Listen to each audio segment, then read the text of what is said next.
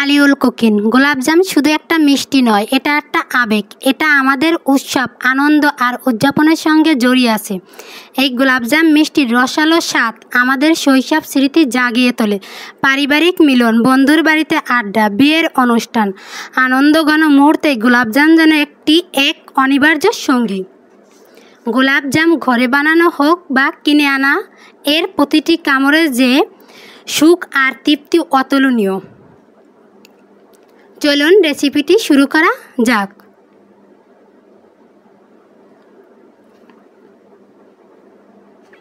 একটি মিক্সিং বলে 2 কাপ গুঁড়া দুধ দিয়ে দিলাম। এখন দিয়ে দেব 1 কাপ ময়দা, দিয়ে দেব 1 টেবিল চামচ বেকিং পাউডার। এই জায়গায় বেকিং পাউডারটাই ব্যবহার করতে হবে।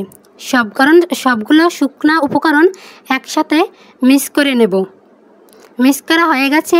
এই পর্যায়ে দিয়ে দেব 2 টেবিল চামচ ঘি। ঘি দেওয়ার পরে সবগুলো আবার একসাথে ভালো করে মিক্স করে নেব। একটু আলতো হাতে মিক্স করতে হবে। দেখুন আমার মিক্স করা হয়ে গেছে। এ পর্যায়ে দিয়ে দেব আগে থেকে জাল করা 1 কাপ লিকুইড দুধ। লিকুইড দুধটা একসাথে দিতে হবে। এখানে অল্প অল্প করে দেওয়া যাবে না, তাহলে মিষ্টিটা শক্ত হয়ে যাবে।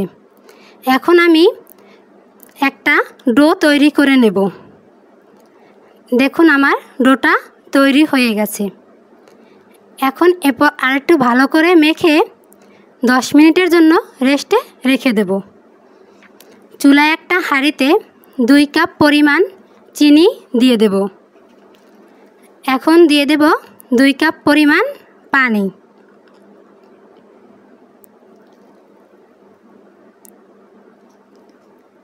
এখন একটা হাতার সাহায্যে একটু নেড়ে চেড়ে দেব।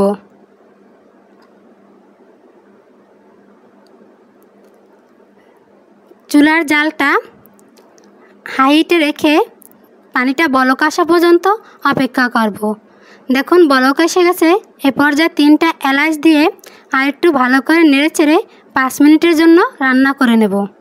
এ পর্যায়ে দিয়ে দেব 2 টেবিল চামচ লেবুর রস। লেবুর রসটা দেওয়ার পরে একটু নেড়ে চেড়ে দেব। দেখুন আমার শিরাটা তৈরি হয়ে গেছে। এ পর্যায়ে শিরাটা নামিয়ে নেব। এখন হাতে একটু ঘি মেখে অল্প কিছুটা পরিমাণ ডো নিয়ে মিষ্টির আকারে বানিয়ে নেব।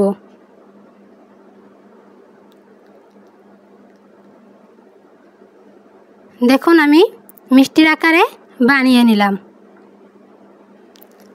আমি আরও একটা মিষ্টির আকারে আপনাদেরকে বানিয়ে দেখাবো।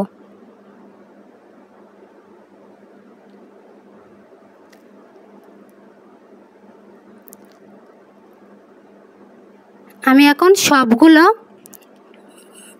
মিষ্টি একই রকমভাবে বানিয়ে নেব।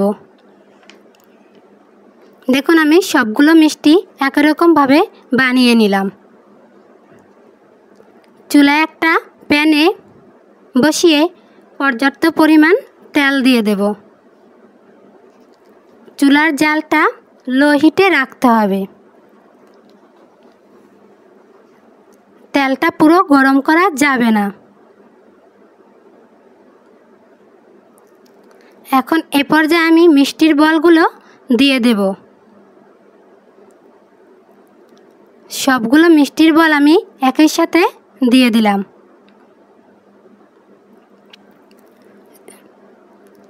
মিষ্টিগুলো পারফেক্ট হলে নিজে নিজেই মিষ্টিগুলো ভেসে উঠবে।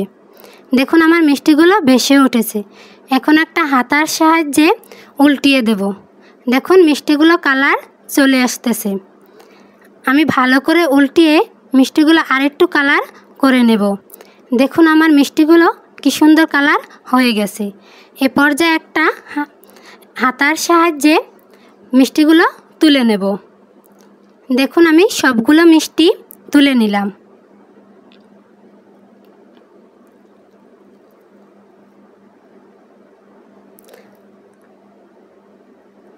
শিরাটা একটু হালকা গরম করে নেব। গরম হয়ে গেছে। এ পর্যায়ে শিরা ভিতর দিয়ে দিলাম। চ্যানেলটি ভালো লাগলে ভিডিওটি সাবস্ক্রাইব করে দেবেন এবং লাইক বাটনে ক্লিক করে দেবেন।